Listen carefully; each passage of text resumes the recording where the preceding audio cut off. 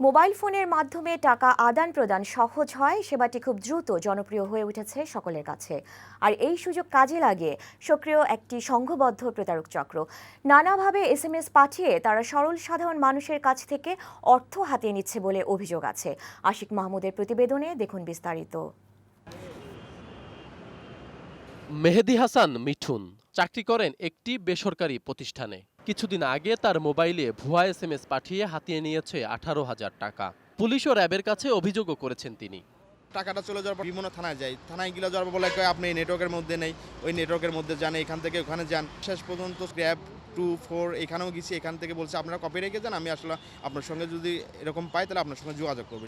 মিঠুনের মতো অনেকেই এমন প্রতারণার শিকার হচ্ছেন। সুলভ মূল্যে ফ্ল্যাট, প্লটের অফার, অপহরণ, মানব পাচার, চুরি, হ্যাকিং, সিম রিপ্লেস, ন্যাশনাল আইডি জালিয়াতি, বিকাশ অ্যাকাউন্ট সক্রিয় করা, লটারিতে বিজয়ী বলে টাকা পাঠানোর অফার দেয়া হয়। প্রতারণার শিকার হয়ে কেউ পুলিশের কাছে সাহায্য চান, আবার হয়রানির আশঙ্কায় অনেকে অভিযোগও করেন না। বিকাশ থেকে ফোন দিয়ে বলছে যে আপনার মোবাইলে টাকা গেছে, বিকাশ করেছে, ওই আপনার নাম্বারটা ব্লক হয়ে গেছে, আপনি পিন কোড দেন। জিডি করার পরে এরপরে বলা যায় ঠিক আছে, আমরা দেখি, এটা দেখবো, আমরা তদন্ত করব কি করা যায়, এটুকুই। আর কোনো আমি এটার কোনো প্রতিকার বা কোনো কিছু পাইনি।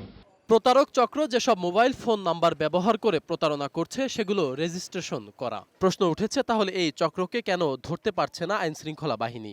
আপনার সিমটাও রেজিস্ট্রেশন করা, আমার সিমটাও রেজিস্ট্রেশন করা, তো এটার ইচ্ছা করলে তো প্রশাসন এটা ধরতে পারে, কিন্তু প্রশাসন কি করতেছে? পুলিশের অপরাধ তদন্ত বিভাগ সিআইডি বলছে, এই চক্রটি যেসব নম্বর ব্যবহার করে প্রতারণা করছে সেগুলোর রেজিস্ট্রেশন ভুয়া। বেশিরভাগ ক্ষেত্রে এই চক্রের সাথে মোবাইল ব্যাংকিং এর কিছু অসাধু কর্মকর্তা জড়িত থাকে বলেও জানিয়েছে সিআইডি।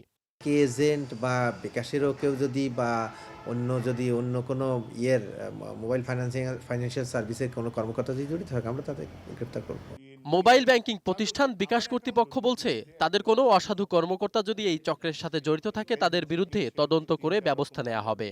আমাদের কোনো এজেন্টের বিরুদ্ধে যদি কোনো অভিযোগ আসে সেই ব্যাপারে আমরা সাথে আমাদের যে নিয়ন্ত্রক সংস্থা বাংলাদেশ ব্যাংক তাদের সঙ্গে যোগাযোগ করি এবং তারপর আমরা একটা তদন্তের মাধ্যমে আমরা প্রতিবেদন দিই এবং বাংলাদেশ ব্যাংকই আমাদেরকে তখন নির্দেশনা দেন যে কার ব্যাপারে কি সিদ্ধান্ত নিতে হবে।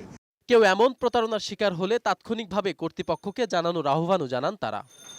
মোবাইল ফোনে টাকা আদান প্রদানের মাধ্যমে ছড়িয়ে পড়েছে নানা প্রতারণার জাল। সারা দেশে অসংখ্য গ্রাহক প্রতিনিয়ত প্রতারণার শিকার হলেও প্রতিকারে এগিয়ে আসছে না সংশ্লিষ্ট কেউই। প্রতারণার শিকার গ্রাহকদের অজ্ঞতার কালিমা দিয়ে নিজেদের দায়িত্ব কৌশলে এড়িয়ে যাচ্ছেন তারা। অপরদিকে এ বিষয়ে পুলিশের কাছে বারবার অভিযোগ করেও কোনো প্রতিকার পাচ্ছেন না ভুক্তভোগীরা। আশিক মাহমুদ, বৈশাখী সংবাদ, ঢাকা।